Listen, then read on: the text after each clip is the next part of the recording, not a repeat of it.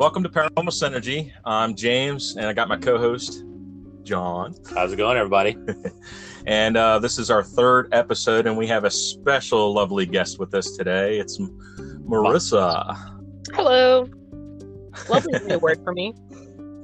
There you go. So we're going to be talking about Sudlersville. I've had some experiences, and I hear that you have as well. Yes. A house that I used to live in, when I moved in there with my mom, she told me the story behind the house. So, yeah, I've lived in a haunted house. Yeah. Unfortunately, I did in Sudlersville as well. Me and my sister were briefly talking about it last night. But I guess in your experiences, what happened? So, we moved into the house. Mom had discussed with me that there were a couple of people that had died in the house. So the first one being a young boy, probably I would say like 6 or 7 age, is how it was described to me, and a grandmother had passed there. So, so Mom had told me about this. You know, I don't think anything of it. But as like I'm just like living there. It was stuff that I experienced that was just like off, and it's definitely more of like prankage that you would expect from like a little kid. So for example, we had a bathroom weirdly attached to our dining room, but it had 2 stained glass doors on it, and they rattled every time you open them. So that's where we took our showers. Well, I wear glasses, and John will know, like, you don't shower with your glasses on, you put them someplace. Balled up. I used to put my glasses on the back of the toilet because it was the closest thing that I could reach outside of the shower. Well, and I wouldn't say it happened every time, but quite a few times, I would get out of the shower and my glasses would be missing, and they would end up inside of cabinets. And it's like, how? Nobody came in, and it was just like, watch the blind chick find her glasses in the bathroom. Sorry for laughing. No, it's funny. Like, it's definitely like a haunting, but it's not like scary. It's like, really? It's still a poltergeist. Not up. Yeah, doesn't have any bad. Right. Yeah, mine was a little different. But I love that story. I mean, you were definitely picked on, I can see. Yeah, I was like, there was also a sleepover. My friend Sierra and I, this messed with her more than me, which I find hilarious. It was like, we had the AC units, and it's an old house, so you have to have an AC unit if you want AC in the summer. Well, it makes a distinctive noise if you rake your fingers over it, you know, like back of your hand. Yeah. You're just playing with the grate. Well, we're downstairs in the living room, and she freaks out because all of a sudden there's this like noise down the side of the AC unit that's like somebody raking their hands across it. So she's like, what the hell is that? And the same night she sees a cup. I'm not in the room for this one, but she swears to God, and she was freaked out enough. She saw a cup cross from one side of the room to the other. She's like, I just caught, what is happening?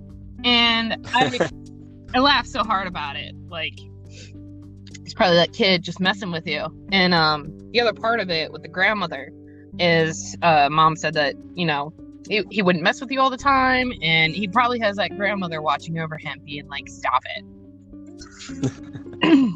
So that's the full story. I do have a question for you. Huh. I was talking to Chris, and she was telling me when she lived there, she heard voices and footsteps. Like, I said, how, like, what kind of, she said whispering.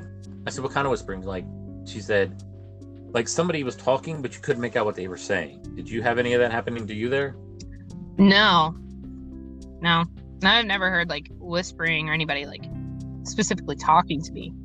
It was always just like things that happened. You know what I mean? I got you. She's got more of the physical aspect. And, yeah. Right. It sounds like to me your sister was probably a little more sensitive as far as picking up on things, as energy wise. So there's also like an age gap. Crystal's over 10 years older than me, so I was a lot younger. I might not have noticed or remember. Yeah, that is true. That's when she's only like 5 years older, younger than I am. I have no idea how old you are, John. 40. Thanks. Same age as me. Old. Oh man. Grab it over. So what happened to you in Sudlersville? So when I was in Sudlersville, we had a house that was near the railroad tracks. You have the gas station, and then you make the left at the gas station. Was it Phil's? Yes, Phil's. Make the left at Phil's. You make a left again, and there's two houses on that corner there. I was the second one over, and basically,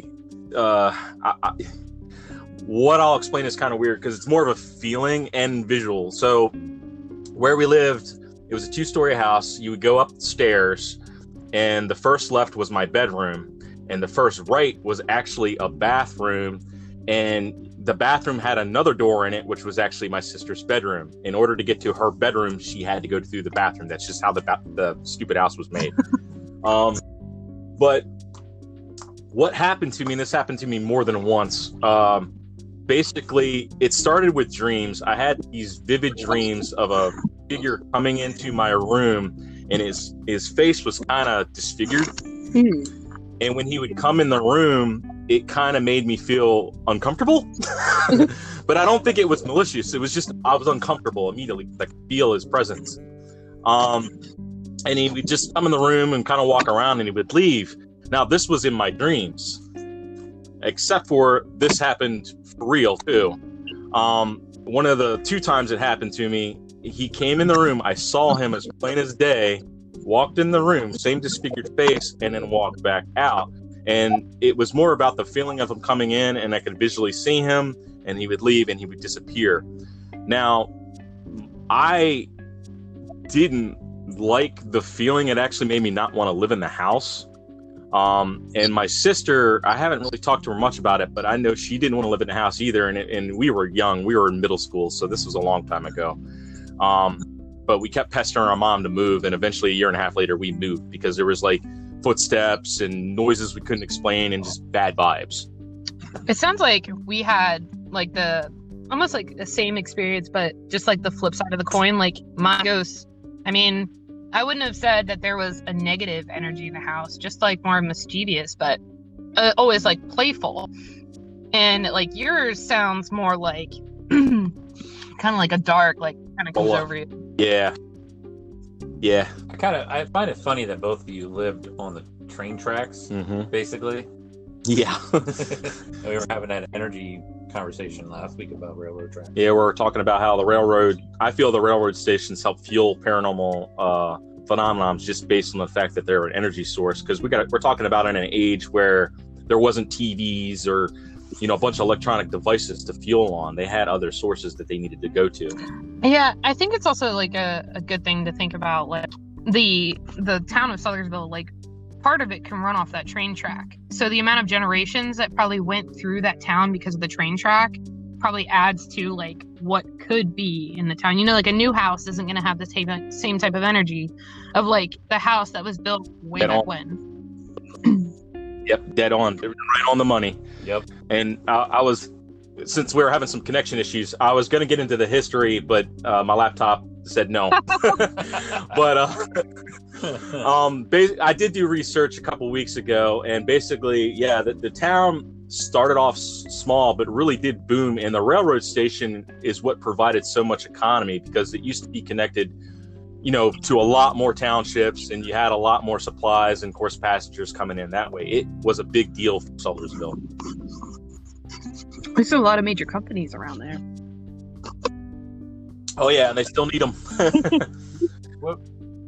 Where was the train station at? I believe right near where the museum is right now, I thought it was like the train station. They turned it into a museum. Yeah, exactly. Where's that? Across the middle school? I mean, the elementary school? Oh my God, John! It's across from our old house. Yeah. You can see it. Across from the park. Yeah, and if you went to the left, it was the museum because the thing was tiny. Yeah. Yeah. Okay, I remember. They took us there for an elementary school tour.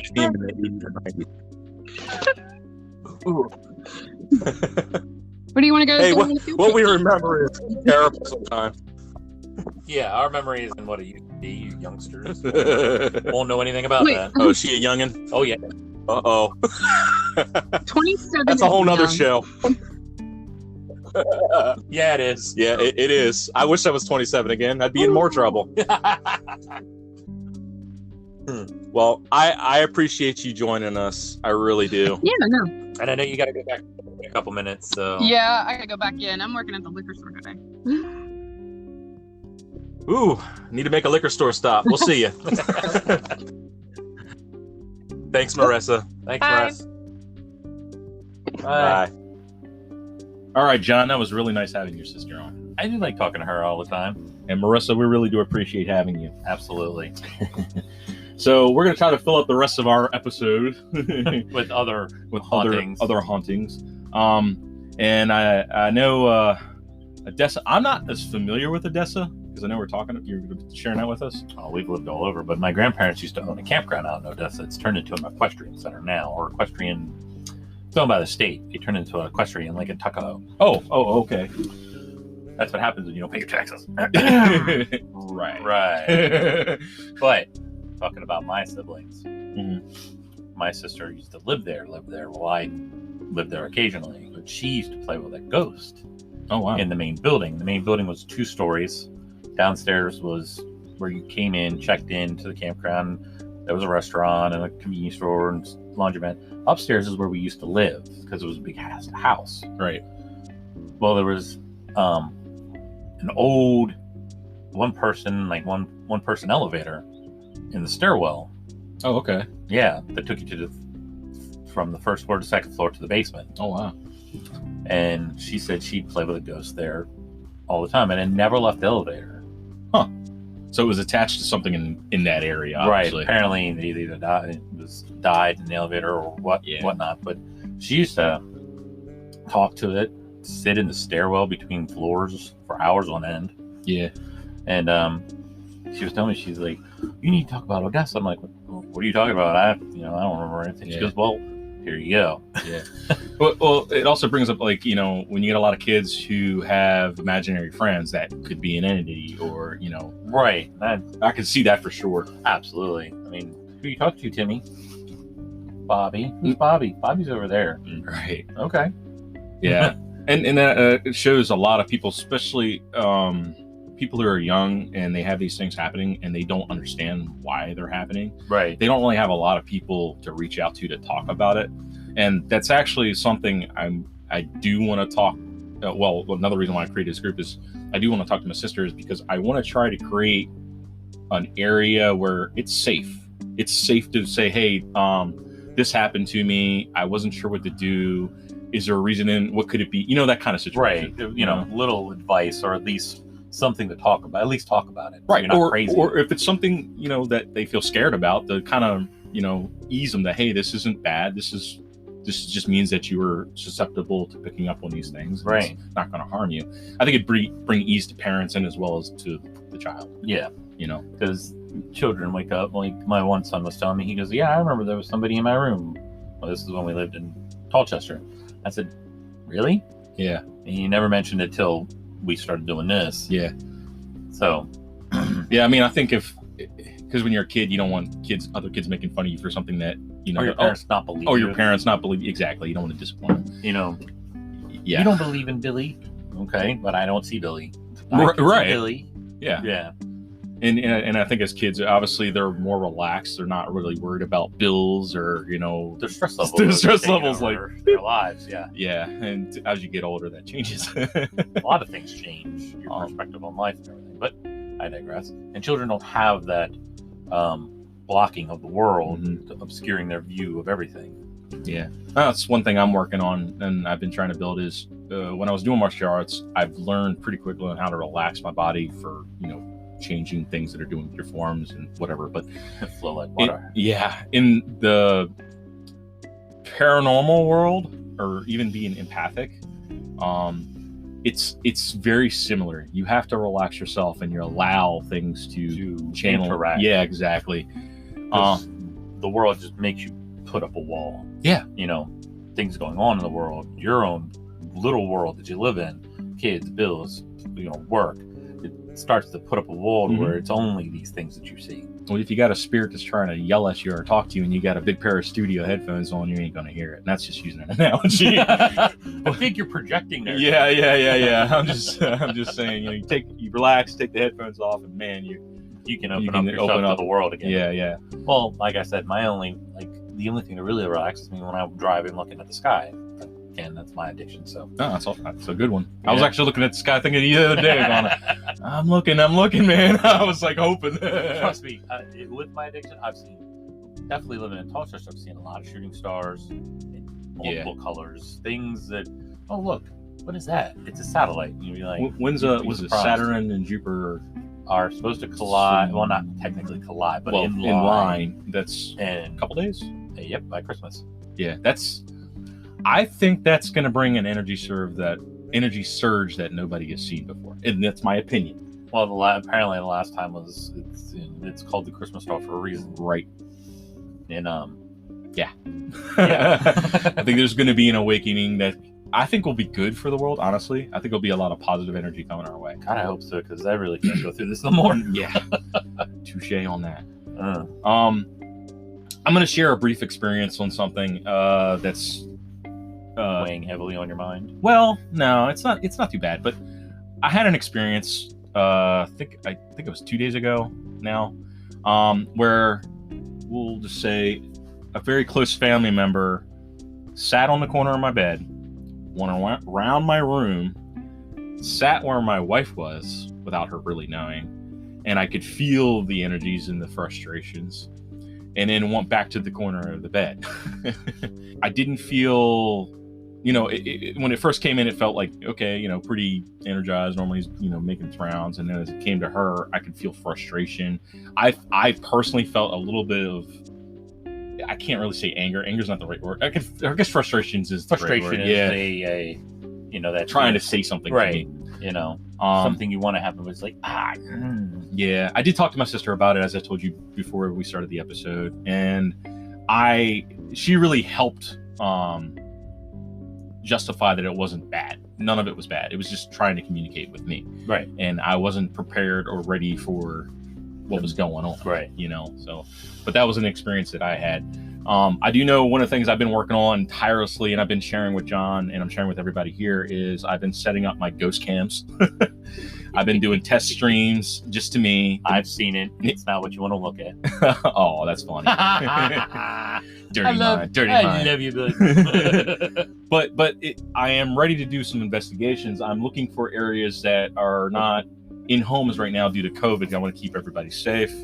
I can mix them in my episodes, so I don't have to have a whole team of people if it's an issue. But obviously, I want to have you there. Yeah, I know. You're my buddy. But it's exciting stuff coming up. So we will be doing live investigations. And one of the places I am currently looking at is called Crybaby Bridge. And that's going to bring me a little bit to urban legends, so I'm sure we'll talk about it in our next episode too. Yes, I can't wait for this one. There's a lot. I mean, from what I've heard from other people, there's quite a bit around here. Yeah. And as soon as I brought it up to one of my siblings, they're like, "Oh, Crybaby Bridge." And Yeah. It's like, oh wow, that was fast. And Yeah. no thought was put in it. Well, the crazy thing is I didn't know anything about it, and I mentioned it to my wife, and she's like, "Oh, Crybaby Bridge! Everybody knows about Crybaby Bridge." I'm like, "What? What am I living underneath a leaf?" Dude, me too. I was under a rock apparently because I didn't know anything about it. And apparently it's in Millington. Basically, the synopsis I got from it is a mother had a disfigured baby, and she went to the bridge because she didn't want the baby. Tossed the baby over the bridge. Sorry, guys. It's been like tossing the bridge. Tossed the baby over the bridge and committed suicide herself. There's been reports of, during the witching hour, obviously screams. Now, for you, which is the witching hour? Is it midnight or 3 a.m.? Because Between midnight and 3 is, okay. Yeah, all right. It's exactly. But there's been reports of babies crying, or baby crying, Babies? God. baby, a woman crying and screaming.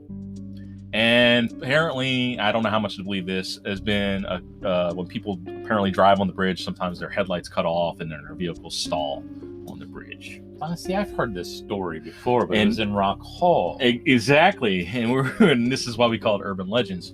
Now, when I did a little bit of investigating on this on the good old Googly, I found many reports of Crybaby Bridge throughout the United States. One in South Carolina, one in Delaware. I think it's being an urban legend, for one, it's a story that happens. And think about it, back in when it wasn't popular to have unwed marriage, unwed Shit, you can children. go 30s and 40s. 30s and 40s Yeah. and whatnot. That's probably, it being a thing that would happen. Yeah. So it's taken off to be a. Well, yeah, I could see that. And there are a lot of women who were going, well, obviously, yeah. It's such a subject, but yeah, a lot of things were happening in those times that I don't Right. think we would like right now. No, but I think that's where it comes from. Yeah. And that's why there's so many of them. But I definitely want to talk about urban legends and do more investigations. The main reason I want to check out Millington Crybaby Bridge is because of just people talking about it.